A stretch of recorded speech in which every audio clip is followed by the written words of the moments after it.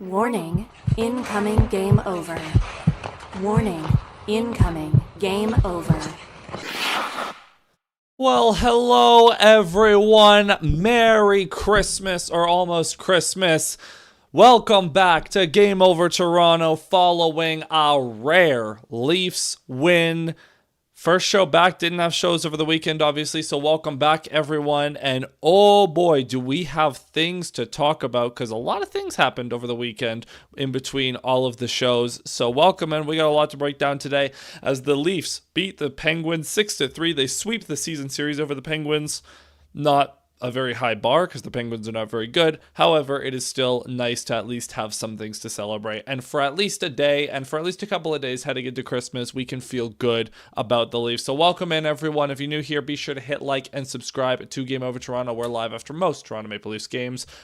A good amount of them. So we're going to get into it. For those of you who are new here, if you don't know how this show works, the first segment here, we do a just general game recap, the what happened. The second period, we get into the biggest story coming out of the game, although this is a story that happened before the game that we got to get into today. Third period, a smaller story. Fourth period, we get into a Q&A if you guys have any questions. We'll keep this brief as we are in the holiday season. People want to spend time with their family. So we're just going to run through this. It'll probably be a 30-minute or less show, but just a quick one before the Christmas break. I got my little jolly suit on. I got the Santa hat on. So we are having ourselves a jolly old good time.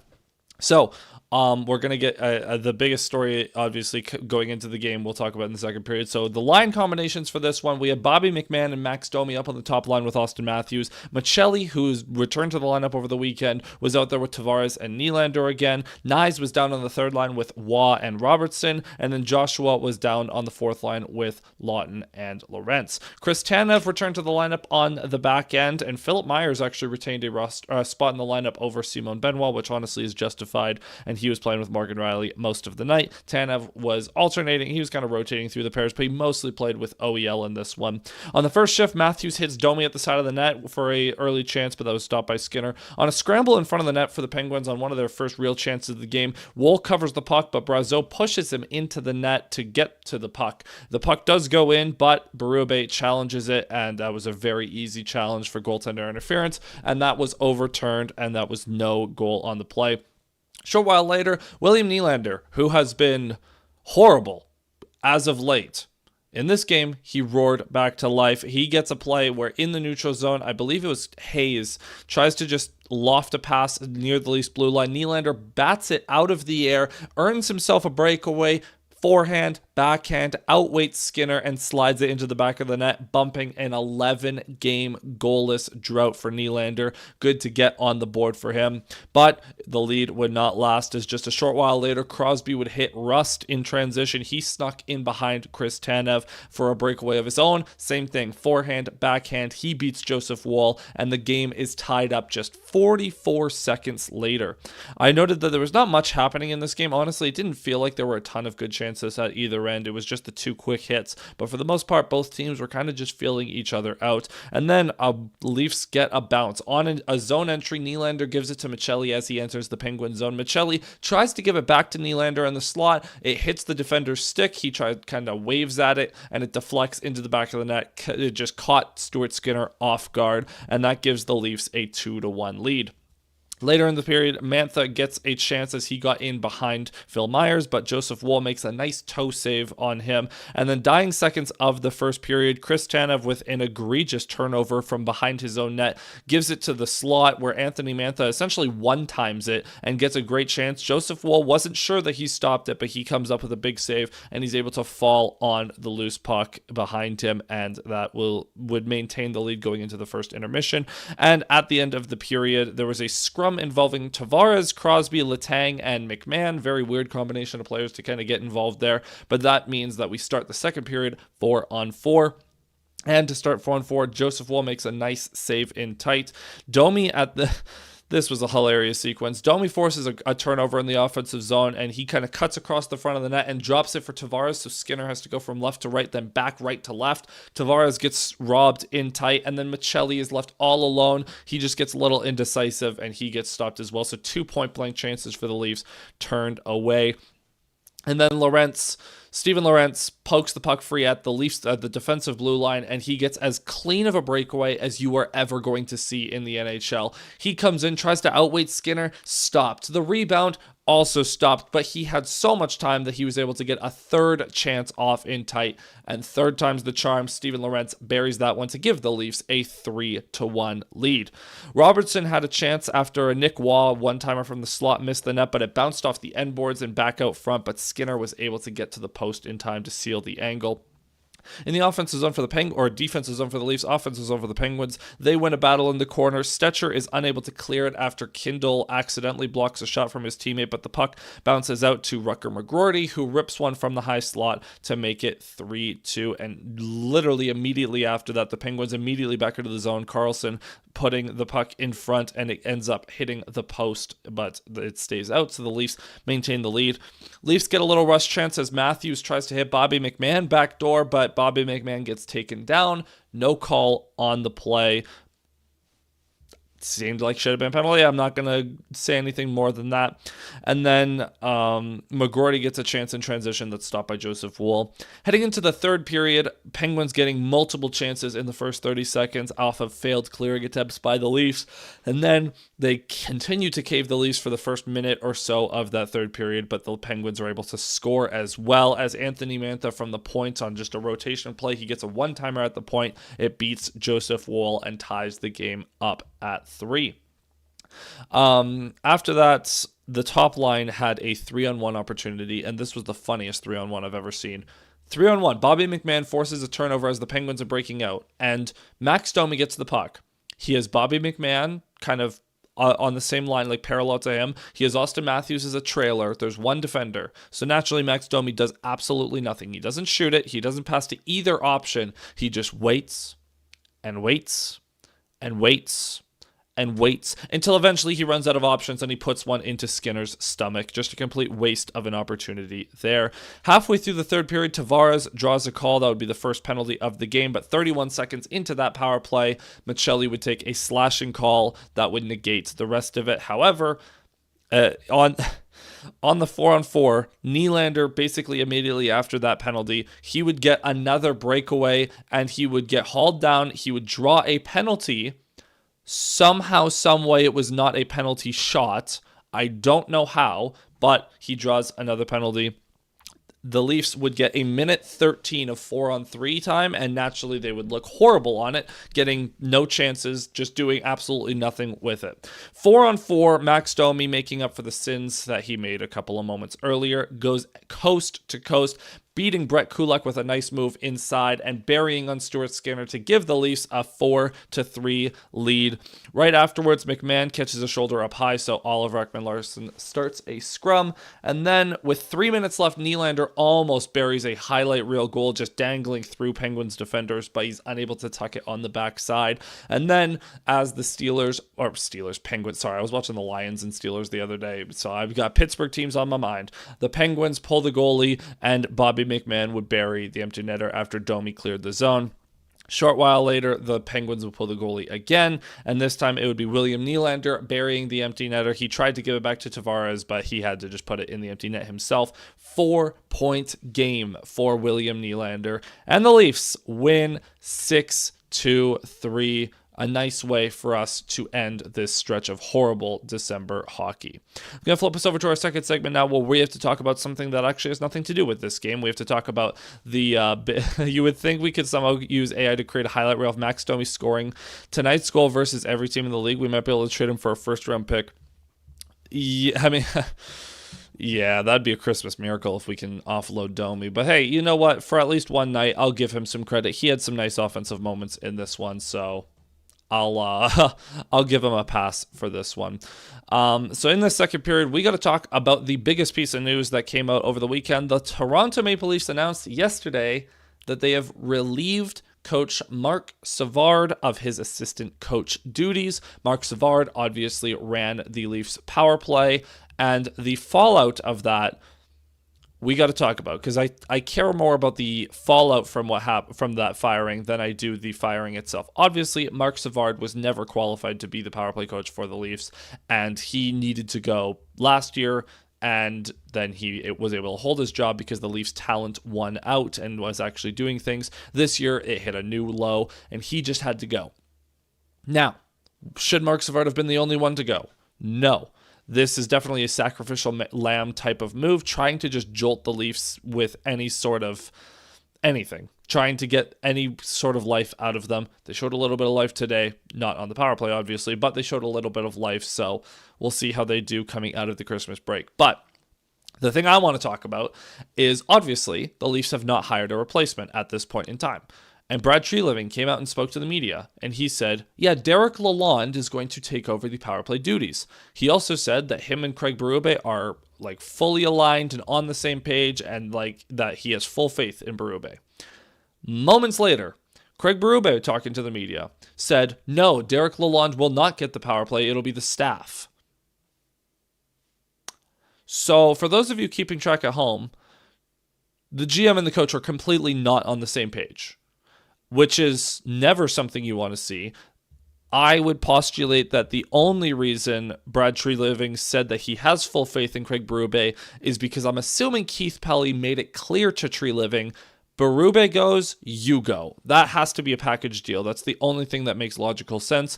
Otherwise, there's no reason for Treliving to come out and say that they're aligned and they're on the same page, and then they immediately are not on the same page, on the first thing.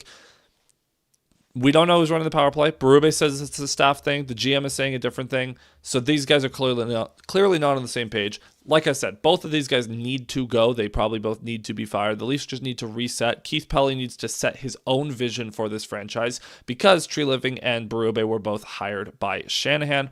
Berube was obviously hired with Keith Pelly's blessing, I guess, but these were Shanahan hires, and there were no interview processes with these two guys. It's another thing to note. So Keith Pelly needs to put his own plan in place. However, for the meantime, Berube and Treliving, there are no plans to fire them at this point in time. However, it's one of those things where there's no plan to fire them until they're fired. So don't read too much into that. If the Leafs continue on their current trajectory, they were 15th in the Eastern Conference, and they were 28th, 27th in the league coming into today. If they continue playing like that, they are going, there's no way Berube and Treliving survive out of January. So they need to turn it around and fast. We'll see what happens. Obviously, one thing that's going to help is if William Nylander starts looking like himself again, which he did in this one. Again, 11-game goalless drought, and he gets 2 tonight. I know one was an empty netter, but he looked a lot more confident after he got that breakaway goal. He looked a lot more like himself, holding the puck a lot longer, making plays, and a 4-point night obviously helps as well. Now let's see if we can do the same for Austin Matthews, but he at least was driving the net a little bit in this one. So, yeah. That's kind of it. The one thing I will say, we didn't really get an adequate look at the power play, not 5-on-4 at least. The 4-on-3 power play was a joke. We'll see what the power play looks like coming out of the Christmas break. Obviously, it's dead last in the league right now. Over the weekend, they continued to fail on a number of opportunities, which led to them dropping below Calgary to be the worst power play in the league. They still have the fewest amount of power play goals in the league. Wyatt Johnston still has more power play goals than the Leafs do as a team. It's a joke. It's a joke. And only the Leafs could look better 4-on-4 than they do 4-on-3. That is a very impressive feat from this Leafs squad. So we'll just have to, you got to show some sign of life. Treliving did come out and say that he blames the power play for costing them points in the standings. I actually, you know what, let's read a couple of these Treliving quotes here. I'll pull them up because these quotes are hilarious, honestly. So, because Treliving did say a couple of other things, but these were Treliving's statements on the firing of Savard. Those are never fun decisions to make or fun days. I want to make it clear that the decision yesterday is not putting the blame solely at Marc Savard's feet. That's just totally incorrect. We have gone through a stretch here specifically on the power play. If we look at that area, Marc had a big role of that in terms of his responsibilities, and you look at all areas of your team all the time. Over the course of time, as we monitor and discuss, that is something where we made a change. We need to get better in that area. It falls on all of us. It falls on the players and all of us, coaches, management, everybody in all facets of our game to be better. It's a lot of word salad there. But basically, the important thing is, did Treliving make the call to fire Savard? Ultimately, I'm the manager, so you make the call, but I'm in constant discussion. A lot of word salad. Tree Living's trying his best not to say anything. Now, this is the weird thing. Tree Living said, you don't operate in silos. I want to make it clear that I support Craig fully. When you go through tough stretches, whether it be a coach or a manager, that is part of the business, right? One of the narratives coming out of his press conference a month ago was there was a disconnect between the coach and me. There is not a disconnect. We all have to be better. We all recognize that, but I think we have a real good coach. There is not a disconnect. Okay? Note that. And then when Berube spoke, Berube said, where was it? And again, we go back to it sounds like Derek Lalonde is going to lead the power play. No, the staff will get the power play, but it's weird, man. And Berube was very vocal about the fact that he did not like the fact that they had to fire Marc Savard. He's not happy. Like, Berube's not happy with this decision either. So there's a very clear disconnect going on in the Leafs front office, or Leafs organization. But it's a package deal. So Tree Living's kind of in this weird lame duck situation where he's like, well, I don't like the coach, but I'm stuck with him. And Berube's like, well, I don't agree with the GM, but I'm stuck with him. And they're going to get fired together at some point. Okay, I'll check in and say Merry Christmas, everyone. Good to get a Leafs win. It is good to get a Leafs win. And Merry Christmas to you as well. I'm going to flip us over to our third segment now as we continue this Christmas special, I guess. Now, obviously, the Marc Savard thing and the Leafs organization, that is the big story heading in and coming out of this game as we go into the Christmas break, is just what are the Leafs going to look like coming out of it. For this third segment, though, I just want to say it's so nice to have William Nylander looking like himself again. He had that 11-game stretch where he had just 5 points, 0 goals. He was like a -6 in that stretch. It was absolutely horrible. So it was good to see him get back on his feet.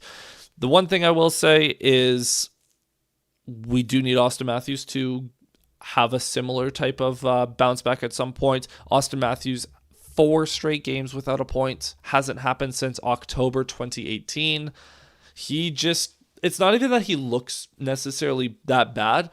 He just never has the puck. No one's ever getting him the puck. So it's really unfortunate to see there that Domi, for as much as Domi scored a nice goal and had some okay moments offensively, he was not doing a good job setting up Austin Matthews. Bobby McMahon also just not a good playmaker. He's a very north-south guy. He will go, it's like go forward, shoot puck. I don't know.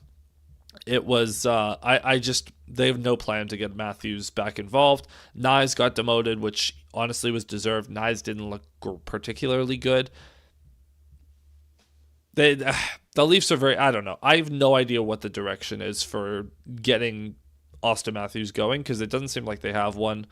There's no one that gets him the puck. Maybe try Michelli, or hear me out, don't scratch Easton Cowan, who's been like your 6th or 7th best forward this year.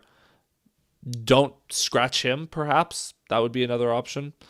I'm still kind of out on this season. Tonight was better, but not completely convincing, and I'm always 100% in. I agree. Honestly, I'm always pretty much in as well. But this year, I'm very much like, this is going to be a lost season. Whether or not they make the playoffs, we'll see. If they make the playoffs are a crapshoot. But this, I'm not very convinced about Berube. This is one of those situations where, obviously, above everything else, I want the Leafs to succeed. However, I really do not believe in the direction this team is going. I really don't believe in Berube. I really don't believe in Tree Living. So I'm actually kind of wanting the Leafs to continue to skid a little bit so those two can get fired so we can fix the direction of the team. However, there's not much you can do about it. At the same time, though, the Leafs won tonight. We can enjoy the win for what it was. And beating the Penguins is always fun. Stuart Skinner did not have Skinner had such a weird game because he gave up 4 goals, but he also made a couple of really nice saves. What a bipolar effort from him. The Penguins are really not good. They have 1 win in their last 11 games now after this. They are fully back to tank mode. They're going to be in the hunt for Gavin McKenna. We'll see. Or maybe not Gavin McKenna. I don't even know. Maybe Verhoff or whoever's going to go first overall. If the Leafs want to keep tanking and get a top 5 pick, Verhoff would be fantastic for them to get, by the way, just as an aside. We'll see. Now, I will also note, Chris Tanev returned in this game. He looked a little rusty. However, him being back is going to be huge for this D-core. Brandon Carlo should be back in the next 2 weeks. I know that he has not been great in a Leafs uniform. However, once he's back, the whole decor is healthy. You'll have Riley Carlo, McCabe Tanev, OEL Stetcher, or OEL Tanev and McCabe Stetcher if you want. You'll have your fully healthy decor, so that will at least allow the Leafs to look like the best version of themselves, whatever the best version of them is. Dan Pitt making the brass thinking they can get rest over Christmas. Well, they do get rest over Christmas. Ownership, I will say the one concern I do have about the whole Leafs organization thing, a fight for the bottom with Pitt and Cal. Yep. Straight up. Yep. I think Chicago's actually down there as well, aren't they? I gotta see who is last right now. So the Leafs won today, obviously. So the Leafs are at 37 points, so they're tied with San Jose now. It's Chicago, Vancouver, and Winnipeg at the bottom of the standings. What a fall off Winnipeg has had, hey? But as far as the Leafs organization goes, I'm really worried that ownership is going to be hesitant to make a move. Like, not like Keith Pelly, but the actual owners. I'm worried they're going to be hesitant to make a move because Berube has a 4-year deal and they don't want to be paying him for another 2 and a bit years. To that I say, suck it up. But I don't get why they play Myers. He can't clear the net and isn't a good puck mover. Well, here's the thing. Simon Benoit is worse somehow. Simon Benoit's been horrible. I also agree Myers is not good. I would have kept Henry Thrun in the lineup, to be honest. But it's just a couple more games probably. It's probably another week or 2 until Carlo gets back, and then you'll be fully healthy and fully operational. So, is what it is. And you can, how much did Myers even play tonight? It couldn't have been much more than like 15 minutes, right? Let's find out. Game center. Box score. Maple Leafs. Defenseman. Phil Myers. Yeah, 15 minutes for Myers. McCabe led the way with 24-26. Tanev only played 17 minutes, but he was working his way back, so I don't hate that. Myers played 15 minutes. That's not bad at all. Actually, all of the right defensemen played under 20 minutes, and all of the left defensemen played over 21. Jake McCabe was a +5 tonight. I don't put a lot of stock in plus minus, but wow, that is still a good night for him. Tana said he and the team doctors would not have cleared him to play if there was something catastrophic. If something catastrophic could have happened to his upper body. Yeah. That, because I know that was the concern with him, is that he might have to get like a spinal surgery or something. I don't know. Berube, we scored tonight. That's the difference. Okay, man. I was trying to throw Berube a bone, but come on, man. You got to at least be somewhat serious. Still no urgency to control the puck. The Penguins still outpossessed them very significantly. But hey, I'm not going to complain too much because everyone knows the problems with this team. So with that said, I'm going to turn us over to our final segment. There's 9 of you in here, so be sure to hit like and subscribe and drop your comment or your questions down in the chat. This is the part of the show where we invite questions, so if you have them, make sure you ask them over the last few minutes. And again, be sure to hit like and subscribe. Go follow the Game Over Network on social media as well. And then I'll pose a question to you guys. What do you enjoy most about the Christmas holidays? Whether you celebrate Christmas or you don't, what's your favorite part about Christmas, or what's your favorite part about the holidays if you don't celebrate Christmas? That's my question to you guys as well. I would love to know, because it is a time to, I don't know, be festive and relax, be with your family.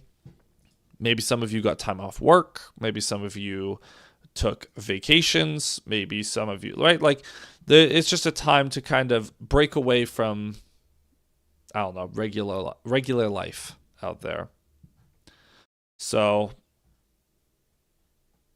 oh wow, Josh Anderson and Tanner Jeannot off the opening face-off in Boston dropped the gloves. That's funny. I'll see if there's any other quotes that come out from the Leafs here as well.